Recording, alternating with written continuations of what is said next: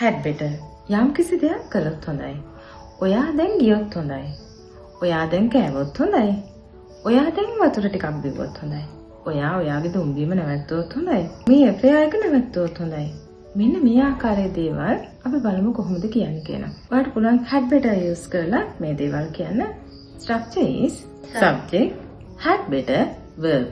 Verb mean good idea. For example, you had better go now. ඔයා දැන් ගියොත් හොඳයි. You had better stop smoking. ඔයා දුම්බීම නැවැත්තුවොත් හොඳයි. You had better stop your bad thing.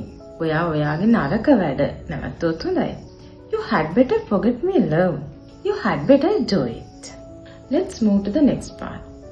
ඔයා යම් කිසි දෙයක් නොකළොත් හොඳයි. ඔයාට මේ විදිහට use කරන්න පුළුවන්. Had better not. You had better not go to the party because you have to study.